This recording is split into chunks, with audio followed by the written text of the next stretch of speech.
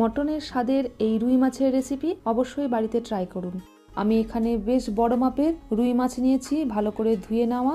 1.5 থেকে 2 কিলো ওজনের রুই মাছের 4টে খানি আমি এখানে নিয়েছি। খানিগুলো ভালো করে নুন হলুদ মাখিয়ে নিয়েছি, আর এগুলোকে সর্ষের তেলে ভালো করে ভেজে নিয়েছি। কড়া করে ভাজা হলে আলাদা করে সরিয়ে রেখেছি।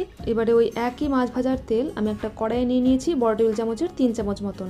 তার মধ্যে হাফ চা চামচ গোটা জিরে, বড় কাপের 1 কাপ পেঁয়াজ কুচি, আর দিয়েছি একটা কাঁচা লঙ্কা। তার সাথে বড় টেবিল চামচের 1 চামচ আদা রসুন বাটা, জিরে গুঁড়ো, ধনে গুঁড়ো, স্বাদ মতো নুন হলুদ, লঙ্কার গুঁড়ো, একটা মাঝারি মাপের টমেটো কুচি। সমস্ত কিছু দিয়ে ভালো করে মশলাটা কষিয়ে নেব যতক্ষণ না তেল ছাড়া ছাড়া রান্না হচ্ছে।